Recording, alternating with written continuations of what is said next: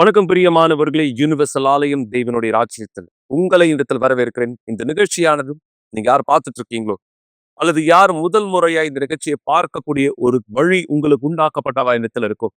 உங்க எல்லோருக்குமாய் நான் தெளிவாய் சொல்ல விரும்புகிற காரியம் இதுதான். கவலைப்படுவதை நிறுத்துங்கள். உங்களுடைய கவலைகள் உங்கள் வாழ்க்கையை மோசமான நிலைக்கு தள்ளுமே தவிர அது ஒருபொழுதும் உங்களுடைய சிறந்த வாழ்க்கைக்கு உங்களை நகர்த்தாது. எனவே அப்படியான ஒரு கவலையை நீங்கள் சுமப்பது சரியா என்று யோசிப்பாருங்க. நீங்க கவலைப்படுறதுனால உங்க வாழ்க்கை மாறப்போகுது நீங்க சொல்றீங்கன்னா, மிக நிச்சயம் நான் உங்களுக்கு ஆலோசனை தருகிறேன், கவலைப்படுங்க. ஆனா நீங்க கவலைப்படுறதுனால உங்க வாழ்க்கை மாறாதுன்றது புத்தியுள்ள விசுவாசத்தோடு புரிந்து கொண்ட ஒருவரா இருக்கிறீர்களானா அதை நிறுத்துங்கள். உங்க சூழலுடைய மாற்று என்ன செய்ய வேண்டும் என்பதை நீங்கள் தெளிவாய் கற்றுக்கொள்ளும்படியாக. எனவேதான் இந்த நேரம் நான் உங்களுக்கு இந்த சிறப்பான அழைப்பை கொடுக்க விரும்புகிறேன். உங்களை நீங்கள் தயார்படுத்தும்படியாக. இந்த மாதம் 18ஆம் தேதி புனித வெள்ளியின் சிறப்பான கூட்டத்திலே மதியம் 3 மணிக்கு நீங்கள் எங்களோடு ஒன்றிணைய உங்களை வரவேற்க என் ஆலயத்தின் சில மக்கள் ஏற்கனவே தங்களை தயார்படுத்துகிறார்கள். தங்களுடைய முழு குடும்பத்தோடு விசுவாசத்தின் இந்த நிகழ்வில் எங்களோடு இடத்தில் இணையும்படியாக, அதே விசுவாசத்தினுடைய நிகழ்விலே நீங்களும் இணையும்படியாக இந்த சிறப்பான அழைப்பை உங்களுக்கு முன்பாக இந்த வைக்க விரும்புகிறேன். இந்த வீடியோவை பாருங்கள் இப்பொழுதே. நாங்களும் எங்கள் குடும்பத்தார் அனைவரும் வருகிற 18ஆம் தேதி குட் ஃப்ரைடே மதியம் 3 மணிக்கு பிரேயர்ல கலந்து கொள்ள போகிறோம். நீங்களும் உங்கள் குடும்பத்தார் அனைவரும் வருகிற புதிய வெள்ளி அன்று அனைவரும் கலந்து கொள்ளுமாறு கேட்டுக்கொள்கிறோம். குட் ஃப்ரைடே வருது. நாங்களும் எங்கள் குடும்பத்தோட யூனிவர்சல் சர்ச்சுக்கு வருவோம். உங்களையும் நாங்கள் இன்வைட் பண்ணுறோம். கண்டிப்பாக நீங்களும் உங்கள் ஃபேமிலியோட கண்டிப்பாக குட் ஃப்ரைடேக்கு வரணும். మేము మా కుటుంబం అందరూ గుడ్ ఫ్రైడేకి ఆలయానికి వస్తున్నాము. మధ్యాహ్నం 3 గంటలకి మీరు మీ కుటుంబంతో కూడా ఆలయానికి రండి. ஹலோ எவ்ரிவன், நானும் என் ஃபேமிலியும் குட் ஃப்ரைடே அன்னைக்கு யூனிவர்சல் சர்ச்சுக்கு வரோம். ஸோ நீங்களும் வரணும்னு சொல்லி எல்லாரும் நான் இன்வைட் பண்ணுறேன்.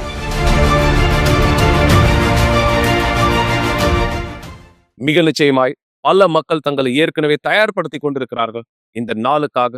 இந்த விசேஷித்த ஆசீர்வாதத்தை அவர்களுடைய வாழ்க்கையில் தங்கள் குடும்பங்களோடு இணைந்து பெற்றுக்கொள்ள என சிலுவையினுடைய அடிவாரத்தில் மாபெரும் பதில்களை நாம் பார்க்கிற விசுவாசத்தினுடைய நிகழ்வாய் இந்த நிகழ்வானது இருக்கும். ஒருவேளை இங்க இந்த இடத்துல இதை உங்களுக்கு இன்னும் தெளிவா இந்த இடத்துல விளக்க விரும்புகிறேன். புனித வெள்ளிக்கு முன்பாக நாம இந்த ஞாயிற்றுக்கிழமை தொடங்க போகிற குருத்து ஞாயிறு குறித்து, இந்த ஞாயிற்றுக்கிழமை குருத்து ஞாயிறு நீங்க ஸ்கிரீன்ல இந்த இடத்துல பார்க்கிற பிரகாரமாய் இந்த விசுவாசத்திலே நடந்தது என்ன? இயேசு எருசலேமுக்குள்ளாக இந்த நுழைந்த பொழுது ஜனங்கள் சந்தோஷத்திலே இயேசுவை இந்த இடத்துல வரவேற்றார்கள். இயேசுவுக்காய் அவர்கள் குருத்தோலைகள் இந்த இடத்துல விரித்தார்கள். ஆண்டவராக இயேசுவுக்காக அவர்கள் தங்கள் வஸ்திரங்கள் இந்த இடத்துல விரித்தார்கள். இன்னொரு வார்த்தையிலே ஆண்டவராக இயேசுவை தங்களுடைய வாழ்க்கைக்குள், தங்களுடைய பட்டணங்களுக்குள் வரவேற்பதில் அவர்கள் மிகுந்த மகிழ்ச்சி உடையவராக இந்த இருந்தார்கள். நீங்க ஆண்டவராக இயேசுவை உங்களுடைய வாழ்க்கைக்கு வரவேற்க இந்த இடத்துல விரும்புறீங்களோ? இயேசு என்னுடைய வாழ்க்கைக்குள் நுழையணும், என்னுடைய வாழ்க்கையை மாற்றணும், என்னுடைய வாழ்க்கையில் அதிகமான காரியங்கள் செய்யணும். இந்த குருத்து ஞாயிறு விசேஷித்தமாய் உங்களுக்கான வாய்ப்பாய் இந்த இடத்துல இருக்கும். ஆண்டவராக இயேசுவை உங்களுடைய வாழ்க்கையிலே, இது இந்த முறை எருசலேம் அல்ல, இந்த முறை உங்களுடைய வாழ்க்கைக்குள் அவரை நீங்கள் வரவேற்பதற்கான வழியானதாய் இருக்கும். எனவே உங்களை தயார்படுத்துங்கள். அதிகமான பதில் உங்களுடைய வாழ்க்கை மீது நீங்கள் பார்க்கும்படியாக, விசுவாசத்தில் எங்களோடு இந்த ஒன்றிணையும்படியாக தேவனுடைய மாபெரும் வல்லமையான கரம் உங்க வாழ்க்கை மீது வித்தியாசத்தை ஏற்படுத்தும்படி. எனவே உங்களை தயார்படுத்திக் கொள்ளுங்க இந்த விசுவாசத்தின் நாளுக்காக. இந்த நேரம் நான் உங்களை இந்த விசுவாசத்துக்குள்ள இந்த கொண்டு வர விரும்புறேன். அசுத்தம் பல மக்களுடைய வாழ்க்கையை அழிக்க மட்டுமே வழி தேடுகிறதா இருக்கிறது. ஆனா தேவன் ஒருத்தருடைய வாழ்க்கை எப்படியாக ஆசீர்வதிக்க விரும்புகிறார்? அசுத்தம் அழிக்க விரும்புகிறது, தேவன் ஆசீர்வதிக்க விரும்புகிறார். இந்த போராட்டம் எப்படியானதா இந்த இடத்துல இருக்கு? இந்த நபர் எப்படியாக இந்த போராட்டத்தை சந்தித்தார்? இந்த போராட்டத்திலே இறுதியில் வெற்றி பெற்றது யார்? இவருடைய சாட்சியை நீங்கள் கேட்டு தெரிந்து கொள்ளுங்கள் இப்போதே. நான் லூசிஃபரை வணங்கி கொண்டிருந்த ஒரு ஆளா இருந்தேன். நான் அவனோட உடன்படிக்கையும் செய்திருந்தேன். நான் அவனை முழு உடம்போடும், முழு ஆத்மாவோடும், முழு ஆவியோடும் பின்பற்றேன்.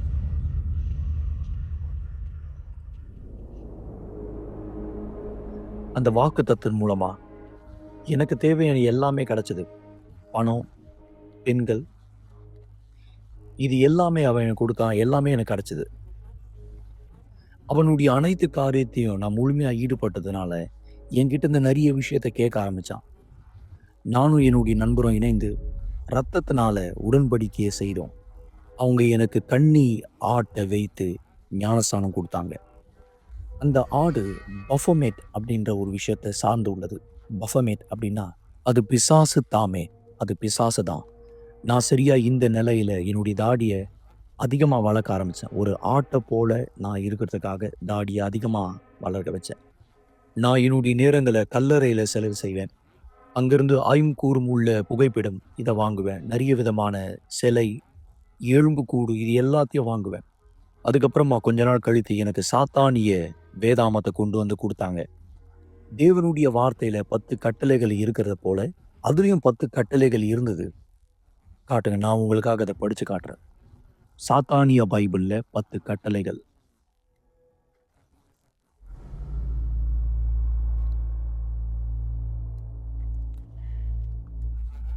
உன்னை நீ நேசித்து மற்றவர்களை முழு பலத்தோடு வெறுப்பாயாக.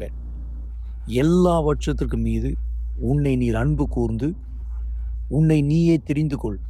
சாத்தானுடைய நாமத்தை தூஷணமாய் பயன்படுத்த தேவையில்லை. உனக்கு மரியாதையும் சிறு பிள்ளைகளையும் மிருகங்களையும் பார்த்துக்கொள். இப்போ படித்த எல்லாமே ஒரு சுத்தமான ஒரு பொய். நான் இதனால் சிறு பிள்ளைகளையும் மிருகங்களையும் வெறுக்க ஆரம்பித்தேன். நான் மிருகங்களை வச்சோ இல்லை சிறு பிள்ளைகளை வச்சோ எந்த விதமான சடங்கு செய்யலை. ஆனால் எனக்கு அவங்கள பிடிக்காது. நான் அவனுடைய வார்த்தைக்கு முழுமையாக கீழ்ப்பட்டேன். அவனுடைய கட்டளைக்கு நான் கீழ்ப்படிந்து நடந்து கொண்டேன். நான் திட்டம் போட்டேன். ஒரு பீடத்தை பிசாசுக்காக உருவாக்கத்துக்காக நான் திட்டம் போட்டேன். பிசாசுக்காக ஒரு கோயிலை கட்டக்கூட நான் யோசித்தது உண்டு. நான் பிசாசுக்காக அந்த கோயிலை கட்ட நிறைய தங்கத்தை சேர்த்து வைத்திருந்தேன். இயேசுக்காக கட்டப்பட்ட இடத்தை விட நான் இது அதிகமாக கட்ட ஆசைப்பட்டேன். சாத்தானுக்காக இந்த கோயிலை நீங்க கட்ட ஆசைப்பட்டீங்க, ஆண்டவரை எதிர்த்து நிற்கிறதுக்காக இல்ல? ஆமா, சரிதான். நான் அவரை தூஷணமா பேசியிருக்கேன். ஆண்டவரை ஒரு முறையும் நான் அவரை அதிகமா அவமானப்படுத்துவேன். எல்லா மோசமான விஷயம், அருவருப்பான விஷயம், தேவனை பிரியப்படுத்தாத விஷயத்த செய்வேன். நான் பிறந்தது தேவனுக்காக ஊழியம் செய்கிற குடும்பத்தில் தான் நான் பிறந்தேன். அப்படிப்பட்ட ஒரு குடும்பத்தில் தான் நான் பிறந்தேன். என்னுடைய அப்பா எனக்கு வேதாமத்திலிருந்து எடுத்த பேர் தான் வச்சாரு, தாவீது, இஸ்ரவேலுடைய ராஜா. ஆனாலும் கூட நான் பிசாசை தான் வணங்கிட்டு இருந்தேன். நான் அங்கே தான் ஏமாற்றப்பட்டேன். ஏன்? பிசாசு மிகவும் அழுக்கானவன், மரியாதை இல்லாதவன். அவன் ஒரு கரத்துல உங்களுக்கு கொடுக்குறானா, அவன் வேறு ஒரு கரத்தினால உங்ககிட்ட கொடுத்த ஒன்றை எடுத்துக்கொள்ளுவான். அந்த நிலையில தான் என்னுடைய வாழ்க்கையில பிரச்சனைகள் எழும்ப ஆரம்பிச்சது. அங்கதான் என்னுடைய வாழ்க்கையினுடைய மோசமான நிலை தொடங்க ஆரம்பிச்சது. கவலை, தூக்கமின்மை, தூக்கம் வராது, மன அழுத்தம் வர ஆரம்பிச்சது. குரலை கேட்க ஆரம்பிச்சேன், ஆவியினுடைய குரலை. ஒரு பழமொழியில சொல்லுவாங்க, என் வாழ்க்கை நரகத்தில் போய் கொண்டிருக்கிறது.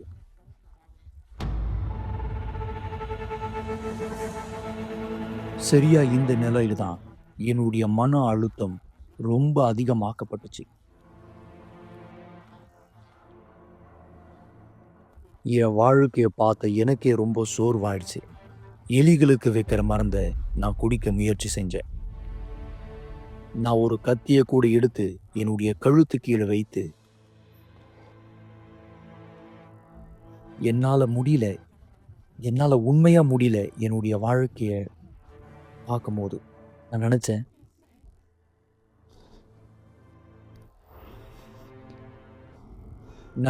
என்னுடைய வாழ்க்கையை நான் எடுத்துட்டேன்னா எல்லாமே முடிஞ்சிடும், சரியாயிடும். நான் சமையல் அறைக்கு போனேன். ஒரு கத்தி அங்கிருந்து எடுத்தேன். என்னுடைய கழுத்து கீழே நான் வச்சேன். என்னால் அதை செய்ய முடியல. என்னால் இனிமேலும் இந்த வாழ்க்கையில வாழ முடியாது. இனிமேலும் நான் பொறுத்து கொண்டது போதும். நான் இறந்து போனா நல்லா இருக்கும்னு நினைச்சேன். என்னுடைய வாழ்க்கையை நானே முடிச்சிடலான்னு நினைச்சேன். நான் சரியா இந்த நிலையில இருக்கும்போது என்னுடைய நண்பர் ஒருத்தர், உண்மையா சொல்ல போனா அவர் என்னை கைவிட்டதே கிடையாது. எனக்காக போராடாம நிறுத்தின நாளே கிடையாது அவர். நான் வரமாட்டேன்னு சொல்லியும் கூட அவர் எனக்கு அழைப்பு கொடுத்தார் ஆலயத்துக்குள்ள நான் வர. அவர் என்னை கைவிட்டதே கிடையாது. அவர் எனக்காக போராட நிறுத்தின நாளே கிடையாது. ஒரு நாள் நான் என்னுடைய வீட்டுக்குள்ள இருக்கும்போது எனக்குள்ள ஒரு பெரிய ஒரு ஆசை வந்தது. பெரிய ஆசை. நான் ஆலயத்துக்கு போனேன்னு. நான் ஆலயத்துக்கு போனேன்.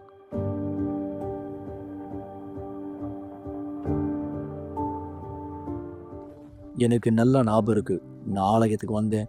என்னுடைய நீளமான முடியோட இந்த போட்டோல இருக்கிற மாதிரி பெரிய தாடியை வைத்து கொண்டு வந்தேன். எல்லா இடத்துலயும் கம்பல் மாட்டியிருந்தேன். யாருமே என்னை ஒதுக்கல அங்க. எனக்கு முன்பாக தேவனுடைய வார்த்தை நான் என்னன்னே தெரியாது. ஆனா கூட்ட நேரத்துல என்ன நகர்த்தின ஒரு வார்த்தை நான் காமிக்கிறேன். மத்தேயு 11வது அதிகாரம் 28வது வசனம். 11வது அதிகாரம் 28வது வசனம். வருத்தப்பட்டு பாரம் சுமக்கிறவர்களே, எல்லோரும் என்னிடத்திலே வாருங்கள். நான் உங்களுக்கு இளைப்பாறுதல் தருவேன். இந்த வசனத்தை நான் படிக்கும்போது, இந்த வசனத்தை நான் கூட்டத்துல கேட்கும்போது, அங்க எனக்கு கிறிஸ்துவனுடைய அன்பு என்னன்னு புரிந்தது. இந்த வசனத்துல சொன்ன மாதிரி என்னிடத்திலே வாருங்கள் என்று சொன்னார். நான் முன்னாடி எழுந்து போகும்போது அவர்கிட்ட போனேன். அவர் என்கிட்ட எழுந்து வருவதற்காக நான் காத்துட்டு இல்ல. நான் அங்க போய் நின்ன பிற்பாடு எல்லாமே மாறப்பட்டது. எல்லாமே. நான் அவர்கிட்ட சொன்னேன், என் தேவனே, எனக்கு நீங்க வேண்டும், எனக்கு நீங்க தேவை. அங்க இருக்கக்கூடிய போதகர், தேவனுடைய ஊழியக்காரர் என்கிட்ட வந்து என்கிட்ட பேச ஆரம்பிச்சார். எனக்கு கொஞ்சம் கொஞ்சமா உதவி செஞ்சார். என்கிட்ட கேட்டார், உனக்கு படிக்க பிடிக்குமா? நான் அவர்கிட்ட சொன்னேன், ஆமா எனக்கு பிடிக்கும். அப்போ எனக்கு ஒரு புஸ்தகம் கொடுத்தார். உன்னுடைய போராட்டத்தை விசுவாசத்தினால எப்படி ஜெயிப்பது? இந்த புஸ்தகத்தை நான் படிக்கும்போது பிசாசனுடைய குரல் என்னுடைய யோசனையிலிருந்து கொஞ்சம் கொஞ்சமா போய் கொண்டிருந்தது. நான் அதை முடிக்கும்போது போதகர் என்னை கூப்பிட்டார். கூப்பிட்டு சொன்னார், தாவீது, நீ எடுக்க வேண்டிய முதல் முடிவு இப்போ தண்ணீர்ல ஞானஸ்நானம் எடுப்பது. இது கூட ஆண்டவர் எனக்கு காமிச்சார். என்னுடைய பாவத்துல இருந்து நான் மனம் திரும்ப, என்னுடைய பழைய காரியத்தை எல்லாத்தையும் நான் விட்டேன். பிசாசு அடையாளப்படுத்துற மாதிரி எல்லாத்தையும் நான் விட்டேன். அந்த ஐங்கூறும் முனையில இருக்கக்கூடிய வடிவம், என்கிட்ட இருந்த புகைப்பீடம் எல்லாத்தையும் உடைச்சு நான் தூக்கி போட்டுட்டேன். எல்லாத்தையும் தூக்கி போட்டுட்டேன் வெளியே உடைச்சு. விடுதலைய நான் பெற வேண்டும் என்று நினைச்சேன். நான் வெள்ளிக்கிழமை கூட்டத்துல விடாம தொடர்ந்து கலந்து கொண்டேன். விடுதலையை நான் பெற்றுக்கொண்ட உடனே நான் தீர்மானம் செய்தேன். நான் என்னை அர்ப்பணிக்க போறேன். தண்ணியில ஞானஸ்நானம் எடுக்க போறேன். நான் போதகர்கிட்ட நான் வரப்போற நேரம், நான் ஞானஸ்நானம் பெற போகிற டேட் எல்லாத்தையும் சொல்லிட்டேன். நான் ஞானஸ்நானம் எடுக்க வந்தேன். எடுத்தேன். என்னுடைய வாழ்வுக்கு நான் எடுத்த சரியான ஒரு முடிவை தேவனுக்கு என் வாழ்க்கையை தர. தண்ணியில ஞானஸ்நானம் எடுத்த பிற்பாடு நான் கத்துக்கொண்டேன். ஞானஸ்நானம் எடுத்த பிற்பாடு பரிசுத்தாவி என்னுடைய நோக்கமா இருந்தது. பரிசுத்தாவி இல்லாம என்னால தேவனுக்கு ஊழியம் செய்ய முடியாது. அவருடைய காரியத்தை செய்ய முடியாது. நான் முன்னாடி பிசாசுக்கு ஊழியம் செய்யும்போது பிசாசுனுடைய ஆவி எனக்குள்ள இருந்தது. அந்த தருணத்துல இஸ்ரவேல் சிறுமிகள் ஆலயத்துல வந்தது. வந்த உடனே நான் முழு மனதோட போனேன். நான் பீடத்துக்கு ஏறினேன். பீடத்துல பொருத்தனையை எடுத்துக்கொண்டேன்.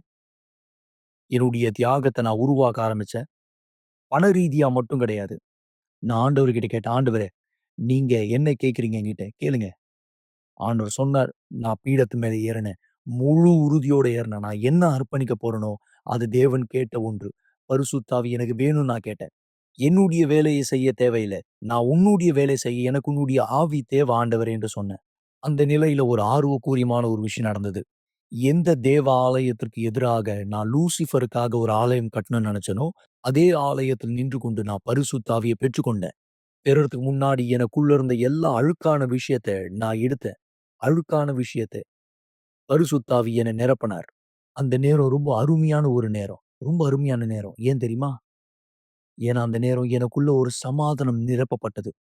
அந்த சாயங்கால வேளையில எனக்குள்ள ஒரே சந்தோஷம். என்னுடைய ஆத்துமாவுல சந்தோஷம். அவர் என்னுடைய தந்தையானார். நான் அவருடைய மகனா மாறினேன். என்ன போல இருக்கிற ஒரு மனுஷனை தேவன் எப்படி அன்பு செய்ய முடியும்? எப்படி அவரால் அன்பு செய்ய முடியும்? என்ன போல இருக்கிற மனுஷனை? Encontrei teus altares, Senhor, Rei meu e Deus meu. பிசாசு என்னை எதை செய்யும்படியா சொன்னானோ நான் அதை செஞ்சேன். தேவன் என்னுடைய வாழ்க்கையில கொடுத்த எல்லா காரியத்தையும் எதை வச்சும் என்னால ஒப்பிட முடியாது. தேவன் என்னுடைய குடும்பத்தை ஆசீர்வதிச்சார். ஆசீர்வாதமான குடும்பத்தை தேவன் எனக்கு கொடுத்தார். முன்பாக எனக்கு குழந்தைங்கன்னா பிடிக்காது. ஆனா பாருங்க, தேவன் எனக்கு ஒரு ஆசீர்வாதமான ஒரு பிள்ளைய கொடுத்தார். தேவன் எனக்கு சந்தோஷத்தை கொடுத்திருக்கார். சமாதானத்தை கொடுத்திருக்கார். இன்னைக்கு நான் தலைய சாய்ச்சு படுக்கும்போது எனக்கு நிம்மதியான உறக்கம் வரும். இன்னைக்கு நான் எல்லாத்தையும் செய்றேன். என்னுடைய தேவனை மகிமைப்படுத்த யாரு என்ன தேர்ந்தெடுத்தாரோ. நான் முன்னாடி பிசாசுனுடைய வார்த்தைக்கு கீழ்ப்படிந்துட்டு இருந்தேன். ஆனா இன்னைக்கு நான் தேவனுடைய வார்த்தைக்கு கீழ்ப்படுகிறேன். அவருடைய வார்த்தையின் பிரகாரம் என் வாழ்க்கை நடக்கப்படுகிறது. கவலைப்படுவதை நிறுத்துங்கள் என்ற நிகழ்ச்சியை பார்த்து கொண்டிருப்பதற்கு மிக்க நன்றி.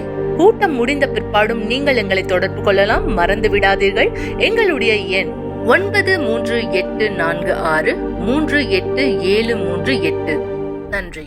மிக சரியாக பிசாசுனுடைய வேலை இப்படியாக தான் இந்த இடத்துல இருக்கிறது. மக்களுடைய வாழ்க்கை அழிக்கும்படியாக அவன் தன்னுடைய தந்திரங்களை கடந்த காலம் தொடங்கி இந்த நாள் வரையும் ஒவ்வொரு விதமாய் ஒவ்வொரு வழியிலே பயன்படுத்துகிறார். மக்களை, ஒரு பிரச்சனையை நீங்க குறித்து கேள்விப்படும் பொழுது, ஒரு நபர் அந்த பிரச்சனையில் இந்த இடத்துல விழுந்தா அப்படின்னு சொல்லும் பொழுது, அடுத்த முறை அதே தவறானது நீங்க செய்வீங்களா? நிச்சயம் கிடையாது. நான் சொல்ல சரியா? உங்களுடைய பதில் எனக்கு கேட்டது கிடையாது. ஆனா பிசாசுனுடைய தந்திரம் எப்படியானதா இருக்குன்னு பாருங்க. மக்கள் மீண்டுமாய் அதே பாவத்தில் விழுகிறவராய், அதே தவறுகள் விழுகிறவராய், அதே அழுக்கான வாழ்க்கை இந்த இடத்தில் விழுகிறவராய் அவன் தந்திரசாலியா இருக்கிறான். ஒருவர் அந்த தவறிலே விழுந்தாலும் மற்றவரும் அதே தவறு விழுவதற்கான வழியை உண்டு பண்ணுகிற ஒருவனாய். எனவேதான் அசுத்தம் எப்படியாக வேலை செய்கிறான், அவனுடைய தந்திரங்கள் இன்று எப்படியாக வகைப்படுத்தப்படுகிறது. இந்த 10 அடையாளங்கள் உங்களுடைய வாழ்க்கை மீது இந்த அசுத்தம் ஏதேனும் முறையிலே கொண்டு வந்தவனா இருக்கிறானா என்பதை நீங்களே பாருங்கள். இப்பொழுது உங்களால் தூங்க முடியவில்லை, ஆனால் அலாரம் ஆஃப் ஆகிவிடுகிறது. பிற்பாடு மிக அலுவலான வேலையை செய்ய நீங்கள் துவங்குகிறீர்கள். ஏராளமான காஃபி, எனர்ஜி ட்ரிங்கை உட்கொண்டு அந்த நாளை நீங்கள் கடந்து செல்கிறீர்கள். இழந்தவராய் இப்படியாதான் உங்க வாழ்க்கை சென்ற வருடம் முழுவதும் இருந்தது. நாளை உறங்க முடியவில்லை என்பது சாதாரணமான ஒரு விஷயம் அல்ல. இது மாத்திரம் நீங்கள் சந்திக்கிற பிரச்சனைகள் அல்ல. வீட்டில் நீங்கள் பார்க்கிற அந்த நிழல்களை பற்றி என்ன சொல்வது? அப்படி அதிலிருந்து நீங்கள் விடுபட போகிறீர்கள். மீண்டும் நேற்று ராத்திரி உடலில் அழுத்தத்தை உணர்ந்தீர்கள், இருக்கப்படுவதை போல உணர்ந்தீர்கள். தூக்கத்திலே முரமானதைப் போல உங்களால் அசையவோ அல்லது கத்தவோ கூட முடியவில்லை. உங்கள் உயிரே கூட போகக்கூடிய அளவிற்கு காலை வேலை வருகிறது, மீண்டும் அலாரம் ஆஃப் ஆகிறது. நீங்கள் பரபரப்பான அலுவலை மீண்டும் துவங்குகிறீர்கள். இது பேசுவதற்கு மிக கடினமான ஒரு சூழ்நிலை. இந்த வழக்கமான தொடர்கதை விட்டு வெளியே வர வழி உண்டா? டிவி தானாகவே ஆஃப் ஆகி விடுகிறது. வீட்டில் தனியே இருந்தாலும் கூட யாரோ ஒருத்தர் உங்கள் பொருளை மாற்றி வைக்கிறார்கள். நீங்கள் ஆவிக்குரிய தாக்குதலுக்கு பாதிக்கப்பட்டுகிறீர்கள். இது 5வது தடவை இந்த மாதம் பதற்றத்திற்கான மாத்திரை வாங்க நீங்கள் மருந்து கடைக்கு சென்றது. இந்த மாதத்திலே அதிர்ச்சி தாக்குதலில் இருந்து உங்களை காத்துக் கொள்ளும்படி இறந்து போன குடும்பம் ஒருத்தர் உங்களோடு பேசுவதை போன்ற குரல்களை கேட்கலாம். இது இனி உங்கள் வாழ்க்கையாய் ஒருபோதும் இருக்கக்கூடாது. ஒவ்வொரு வெள்ளிக்கிழமையும் எங்களோடு இணையுங்கள். இந்த தொடர் சங்கிலியில் ஆவிக்குரிய அழுத்தத்திலிருந்து விடுபட 282 அண்ணா சாலை, சென்னையில்.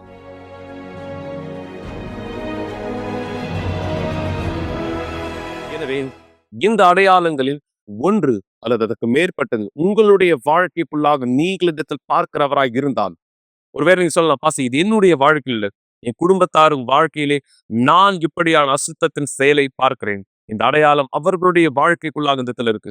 இரவு நேரங்கள் அவங்க சரியா உறங்குறது கிடையாது. அவங்க உறங்கினாலும் நடு ராத்திரிலே கெட்ட கனவுகளோடு இந்த இடத்துல எழுந்திருக்கிறாங்க, அல்லது அலறாங்க, நிழல்கள் இந்த இடத்துல பார்க்கிறாங்க, குரல்கள் இந்த இடத்துல கேட்கிறாங்க. இப்படியான பிரச்சனை என்னுடைய வீட்டிற்குள்ளாக நடப்பதை நான் இந்த இடத்தில் பார்க்கிறேன். இந்த நபர் விடுதலை பெற்றுக்கொள்ள வேண்டியது அவசியமானதாய் இருக்கிறது. எனவேதான் நாளை இந்த விடுதலைக்கான சிறப்பான கூட்டத்தில் உங்களுடைய விசுவாசத்தில் எங்களோடு இணைய நான் உங்களை வரவேற்கிறேன். ஏன் உங்களுடைய விசுவாசம் சொல்றேன்? ஏன்னா என்னுடைய விசுவாசத்தை நீங்கள் இணைவதில் எந்த பிரோச்சனமும் அல்ல. நீங்கள் நம்புகிறவராயிருக்கிறீர்களா? ஆண்டவராகிய இயேசு எனக்கு உதவி செய்வார். அப்பொழுது நீங்க பதிலானதை பார்க்க முடியும். மிக நிச்சயம் நீங்க சாட்சியில பார்க்க போகிற இந்த இளம் பெண்ணுக்கு நடந்தது போலதான். என இந்த நபர் அழைக்கப்பட்ட பொழுது பல சந்தேகங்களுடையவராய், குழப்பமுடையவராய், ஒரு அழிக்கப்பட்ட வாழ்க்கையை நான் வாழ்கிற நபரா இந்த இடத்துல இருந்தாங்க. ஆனா இயேசுனுடைய வார்த்தை ஏற்று அழைப்பை இந்த இடத்துல அவர் கீழ்ப்படிந்த பொழுது தன்னுடைய வாழ்க்கை மீது இந்த மாபெரும் விடுதலையை பெற்றார். இந்த விடுதலை வாழ்க்கையின் நிலையை மாற்றியது. உங்களுக்கும் இந்த உதவியானது இந்த இடத்தில் கிடைக்க முடியும். தேவன் உங்களுடைய வாழ்க்கையிலும் இந்த மாற்றத்தை கொடுக்க முடியும். இந்த சாட்சியை பாருங்கள். இப்பொழுதே மிக நிச்சயமா இந்த விசுவாசத்தில் தேவன் உங்க வாழ்க்கை இந்த இடத்துல மாற்ற முடியும். அவர் உதவி உங்களுக்கானதா இருக்கும். நாளை இந்த விசுவாசத்தில் மீண்டும் உங்களோடு இணைகிறேன். இந்த விடுதலை உங்களுக்கு தேவையானால் ஆலயத்தில் எங்களோடு இந்த இடத்தில் இணைந்திருக்கும்படியாக இந்த சாட்சியானது கவனியுங்கள். நாளை ஆலயத்தை சந்திக்கலாம். இயேசுவின் பேராலே. எனக்கு 6 வயசு இருக்கும் பொழுது ஒரு சாத்தானிய வழிமுறையின்படி பிசாசுக்கு நான் காணிக்கையாக கொடுக்கப்பட்டேன். இது எல்லாமே எப்ப துவங்குச்சுன்னா, என் குடும்பத்துக்கு நெருக்கமா இருக்க ஒருத்தர் என்னுடைய வீட்டுக்கு வந்திருந்தாங்க. அது ஏற்கனவே நள்ளிரவா இருந்துச்சு. அவங்க எனக்கு ஒரு கேக் சாப்பிடும்படி கொடுத்திருந்தாங்க. அந்த கேக்கை நான் எப்ப வாங்கி சாப்பிட்டேனோ அப்பத்துல இருந்து நான் வியாதிப்பட்டேன். என்னுடைய அம்மா என்ன ஹாஸ்பிட்டல் கூட்டிட்டு போனாங்க. ஆனா டாக்டரால கண்டுபிடிக்க முடியல எனக்கு என்ன பிரச்சனைன்னு.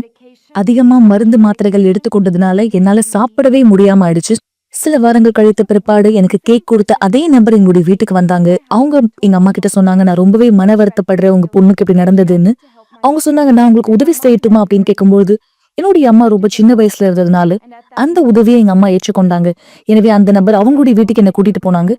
ஆனா அந்த இடத்துல பூஜை பொருட்கள் ஆயத்தமா இருந்தது பிசாசுக்கு என்ன காணிக்கையா கொடுக்கறதுக்காக. எனக்குள்ளாக நான் ஆழ்ந்த சோகத்தை உணர ஆரம்பிச்சேன். அது எந்த அளவுக்கு ஆழமா இருந்துச்சுன்னா, என் வாழ்க்கைக்கு என்ன முடிவு எடுக்கணும்னு கூட எனக்கு தெரியல. நாளுக்கு நாள் இங்க சோகங்கள் அதிகமாச்சு. நான் ஒரு நாள் என்னுடைய வீட்டினுடைய தோட்டத்து பக்கத்துல இருக்கும்பொழுது ஒரு மோசமான உணர்ச்சியை பெற்றுக்கொண்டேன். அது எப்படின்னா, அங்க யாரும் இருந்தாங்க, ஆனா என்னால யாருன்னு பார்க்க முடியல. என்னால உணர மட்டும்தான் முடிஞ்சது, யார் அங்க இருக்காங்களோ அவங்க என்கிட்ட ரொம்ப நெருக்கமா வந்துட்டே இருந்தாங்க. அது எனக்கு ரொம்ப நெருக்கமா வந்ததை நான் உணர்ந்து, என்னுடைய தோல் பகுதி வரைக்கும் அது வந்தப்போ அந்த சத்தம் என்கிட்ட சொல்லுச்சு, இன்னையிலிருந்து நான் உன் கூட தான் இருக்க போறேன்னு. நான் உண்மையாகவே அந்த நேரம் பயந்தேன். இது எந்த அளவுக்கு மோசமா போச்சுன்னா, நான் கழிவறையை பயன்படுத்தும் பொழுது அங்க ஒரு ஆண் என் கூடயே இருக்கிறது போல இருந்தது. ஏன்னா என்னை பின்பற்றி வந்தது சத்தம் ஒரு ஆணை போல இருந்துச்சு. அதுக்கு பிற்பாடு நான் குளிக்கும் பொழுது என்னுடைய துணியை போட்டுதான் குளிப்பேன். ஏன்னா எனக்கு ரொம்ப அவமானமா இருந்தது, ஒரு ஆண் என்னை பாக்குறது போல. எனக்கு நடக்கிறதெல்லாம் உண்மையா பொய்யான்னு எனக்கு தெரியல. எனவே நான் என்னையே காயப்படுத்திக்க ஆரம்பிச்சேன். எனவே எனக்கு சொரணை இருக்கா, நடக்கிறது உண்மையான்னு நான் தெரிஞ்சுக்கிறதுக்காக. ஏன்னா அந்த நிமிஷம் வரைக்கும் என்னால முடிவெடுக்க முடியல எது உண்மை எது பொய்ன்னு.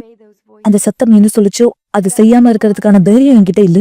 நான் வளர ஆரம்பிச்சேன். என்னுடைய சிந்தனையெல்லாம் விருத்தியாக ஆரம்பிச்சது. என்னுடைய சின்ன வயசுல வளர்ந்த காரியங்கள்லாம் என்னை விட்டு மறக்க ஆரம்பிச்சது. ஆனா சூழ்நிலைகள் ரொம்பவே மோசமா மாறுச்சு. அது அப்படியே நடந்துட்டு இருக்கும் பொழுது காரியங்கள் ரொம்பவே மோசமாக ஆரம்பிச்சது. அந்த நேரம் என் வாழ்க்கையினுடைய மிக கடினமான நேரங்கள் துவங்குச்சு. நான் அந்த பிரச்சனத்தை எனக்குள்ளாக உணர்ந்ததுனால நான் அதோட உறவுல இருக்கணும்னு நினைச்சேன். ஏன்னா அந்த நேரம் நான் என்னுடைய வாலிப பருவத்தை அடைந்து, எனவே நான் காதல்ல விழுந்து நான் நேசிக்க ஆரம்பிச்சேன். அது என் கூடயே இருக்கணும், அதோடைய பிரச்சனத்துக்காக ஏங்குனேன், அதால தொடப்படணும்னு விரும்புறேன். அது என்னெல்லாம் சொல்லுதோ அதை நான் செய்வேன். ஏன்னா இனிமேலும் அது எனக்கு பாரமா இல்லை. ஏன்னா நான் எப்படி உணர்ந்தேன்னா, அதுக்கு நான் தான் முக்கியம், நான் தான் ரொம்ப சிறந்த ஒரு நபர் அப்படின்னு நினைச்சேன். அப்பதான் அந்த சத்தம் என்கிட்ட சொல்லுச்சு, நான் என்னுடைய குடும்பத்தாரை கொலை பண்ணணும்னு. எனக்குள்ளாக அவங்க மேல அவ்வளவு கோவம் வந்தது. அந்த சத்தம் இப்படியா சொல்லுச்சு, நீ குடும்பத்தார் எல்லாருமே கொலை பண்ணிடு, பிற்பாடு உன்னையே நீ கொலை பண்ணிக்கோ, அதுக்கப்புறம் நம்ம ஒன்னா இருக்கலாம்னு. அந்த நேரம் நான் எல்லாருக்கிட்டையும் வித்தியாசமா நடந்துக்க ஆரம்பிச்சேன். ஆனா அதுக்கு பிற்பாடு நான் யோசிக்க ஆரம்பிச்சேன், என்னை சுத்தி ஏதோ தப்பா நடக்குது அப்படின்னு.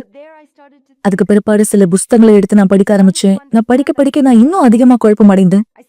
ஏன்னா அந்த இடத்துல நான் பார்த்தேன், நான் என்ன சந்திச்சேனோ அதே ஒரு புகைப்படம் போல அந்த இடத்துல இருந்துச்சு. நான் நினைச்சேன், இது எல்லாமே என்னுடைய கற்பனை, நானா இப்படி யோசிக்கிறேன் அப்படின்னு நினைச்சிட்டு இருந்தேன். ஆனா எனக்கு தெரியும், வெறும் என்னுடைய யோசனையில மட்டும் அது கிடையாது, அதெல்லாம் என்னுடைய கற்பனை கிடையாது, உண்மையாகவே அது இருந்தது. என்னுடைய தோழி ஒருத்தவங்க சொன்னாங்க, அவங்க வாலிப கூட்டத்துக்கு போயிருந்தாங்கன்னு. அவங்க சொன்னாங்க, நான் யூனிவர்சல் ஆலயத்துக்கு போனேன் அப்படின்னு. அங்க வாலிப கூட்டம் எல்லா சனிக்கிழமையும் நடக்கும். இந்த இடத்துல நடக்குது, நீ வரியா அப்படின்னு கேட்டாங்க. நான் சொன்னேன், நான் வரலன்னு.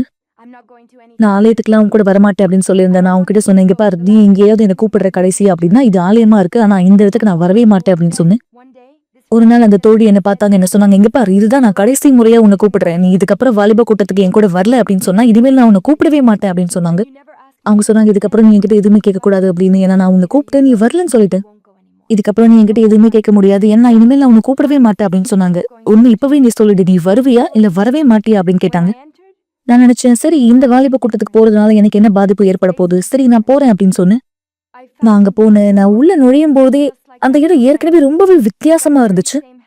நாங்க உள்ள நுழைஞ்சப்ப என்னுடைய தோழி மாதிரியே நிறைய பேர் அங்க இருந்தாங்க. எல்லாரும் ஒரே மாதிரி சந்தோஷமா, ஒரே குணத்தோட அவங்க தாழ்மையா என்கிட்ட சொன்னாங்க, உங்களுடைய வாழ்க்கையை இயேசுகிட்ட அர்ப்பணிங்க, இது ஆண்டவராகிய இயேசுகிட்ட அர்ப்பணிங்கன்னு.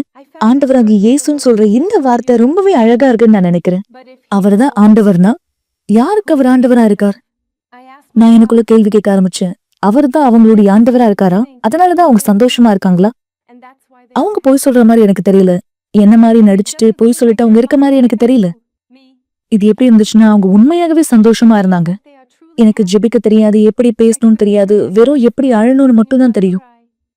என்னுடைய சிந்தனைக்குள்ளாக ஒரு படம் போல எல்லாமே வந்தது. நான் பட்ட கஷ்டங்கள், நான் அனுபவித்த வலிகள் எல்லாமே. அந்த நேரம் ஒரு மிகுந்த சமாதானம், ஒரு ஆறுதலை நான் உணர்ந்தேன். அந்த ஆறுதல் எனக்குள்ளாக இருந்த பயத்தை துரத்தி அடிச்சது. அந்த ஆறுதல் எனக்குள்ளாக வந்தது. நான் புரிஞ்சுக்கிட்டேன், என்னுடைய வாழ்க்கையை அவர்கிட்ட முழுசா கொடுக்கணும், அவரோட ஒரு பொருத்தனையை ஏற்படுத்தணும்னு. சோர்ந்தே போகாம முழுமையா அவரை தேட ஆரம்பிச்சேன். நான் அவர்கிட்ட சொன்னேன், என்னை மன்னிச்சிடுங்க, ஏன்னா நான் என்ன பண்ணேன்னு தெரியாம பண்ணிட்டேன். எனக்கு உதவி தேவையா இருந்துச்சு. அந்த நேரம் பாஸ்டர் என்னை பார்த்தாரு. அவர் சொன்னாரு, நீ இப்பனே உனக்காக பரிதாபப்பட்டுட்டு இருந்து உன்னுடைய உணர்ச்சியில நீ இருந்தனா எதுவுமே மாறாதுன்னு சொன்னாரு. பிசாசு உன்னை பார்த்து பரிதாபப்பட மாட்டான், நீ இன்னும் உணர்ச்சியில இருந்து வெளியே வரணும்னு சொன்னாரு. நீதான் முடிவெடுக்கணும், ஒண்ணு உனக்கு ஆண்டவர் வேணுமா, அவ்வளவுதான், முடிஞ்சிருச்சு. பிசாசுக்காக என்ன உணர்ச்சி எல்லாம் உனக்குள்ள இருந்துச்சோ எல்லாத்தையுமே எடுத்து போடு, அது எல்லாத்தையுமே நீ உணர்ச்சியை எடுக்கணும்னு சொன்னாரு. அந்த வார்த்தை எனக்குள்ளாக நுழைந்தது. நான் ஆலயத்துக்கு உண்மையாகவே போக ஆரம்பிச்சேன். நான் வீட்டுக்கு திரும்பி போன பிற்பாடு இனிமேலும் அதை என்னால பார்க்க முடியல.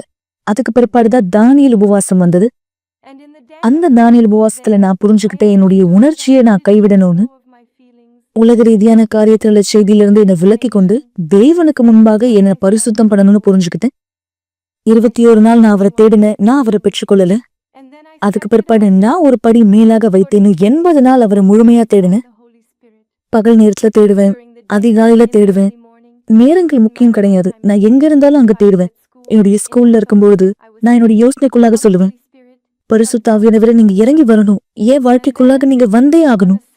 அதுக்கு பிற்பாடு ஒரு நாள் ஞாயிற்றுக்கிழமை, அந்த 80 நாள் கழித்த பிற்பாடு நான் ஆலயத்துக்கு போயிருந்தேன். அப்போ நான் பரிசுத்த ஆவியானவரை பெற்றுக்கொண்டேன். அந்த நாள் பரிசுத்த ஆவியானவர் என் மீதாக இறங்கி வந்தார்.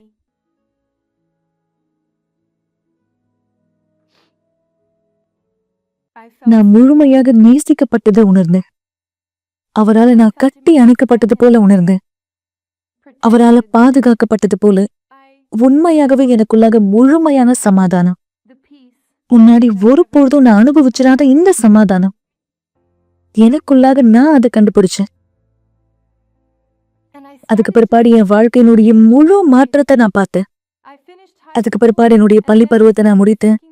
நான் வழிகாட்டுதலை கேட்டு ஆண்டவராகிய இயேசு இடத்துல இருந்து எந்த கல்லூரியில போய் நான் சேரணும்னு அவர்கிட்ட கேட்டேன். எந்த பட்ட படிப்பு எடுத்து நான் படிக்கணும்னு அவர் இடத்துல கேட்டேன். அதுக்கு பிற்பாடு வழிகாட்டுதல் வந்தது.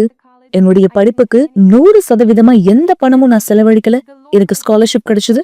இது எல்லாத்துலயும் ஆண்டவர் என்னோடு இருந்தார். என் இடத்துல இருந்து பறிக்கப்பட்ட ஒன்று ஆண்டவர் எனக்கு மீண்டுமாக கொடுத்தார். அதுதான் என்னுடைய குழந்தை பருவம். ஆண்டவர் மீண்டும் என்னுடைய குழந்தை பருவத்தை எனக்கு கொடுத்தார். இன்னைக்கு நான் சந்தோஷமா இருக்கேன். எனக்குள்ளாக சமாதானம் இருக்கு. இல்லாத ஒரு நபரா இனிமேலும் நான் நடிக்கணும்னு அவசியம் இல்லை. ஒரு போலியான நடிப்பா என் முகத்துல ஒரு புன்னகை வைக்கணும்னு அவசியம் இல்லை. நான் உண்மையாகவே சந்தோஷமா இருக்கேன். எனக்குள்ளாக இந்த சந்தோஷம் இருக்கு. எது நடந்தாலுமே நிலையாக எனக்குள்ளாக இருக்க சமாதானம் என்கிட்ட இருக்கு. முன்னாடி நான் எப்படி இருந்தனோ அப்பத்துல இருந்து இப்படி மாறத்துக்கு தேவனுடைய ஆவியினால மட்டும்தான் இந்த மாற்றத்தை ஏற்படுத்த முடியும். என்னையே என்னால கண்டுபிடிக்க முடியாம போயிடுச்சு. எப்ப என்னுடைய பழைய போட்டோவை நான் பார்த்தனோ நான் அங்க இருக்கிறது போல எனக்கு தெரியவே இல்லை. ஏன்னா அந்த நபரை ஆண்டவர் முழுமையா மாத்திட்டார். பரலோகத்துல இருக்கக்கூடிய சமாதானம் எனக்குள்ளாக இருக்கு. அதுதான் என்னுடைய வாழ்க்கையில இருக்க எல்லா வித்தியாசத்தையும் ஏற்படுத்தினது. இன்னைக்கு நான் இந்த வார்த்தையிலிருந்து கொடுக்கிறேன். இந்த பரிசுத்த வேதாகமத்துல இருந்துதான் என்னுடைய பொக்கிஷத்தை நான் கண்டுபிடித்தேன். அதுதான் என்னுடைய வாழ்க்கையை முழுமையா மாத்துச்சு. நான் எப்படி இருக்கணும் அதை மாத்துச்சு. நான் உறுதியா நம்புறேன், யாரெல்லாம் இந்த வார்த்தையிலிருந்து படிக்கிறாங்களோ அவங்களுடைய வாழ்க்கையில முழுமையான மாற்றத்தை பார்க்க முடியும். எப்படி எனக்கு நடந்துச்சோ அதே மாதிரி. கவலைப்படுவதை நிறுத்துங்கள் என்ற நிகழ்ச்சியை பார்த்து கொண்டிருப்பதற்கு மிக்க நன்றி.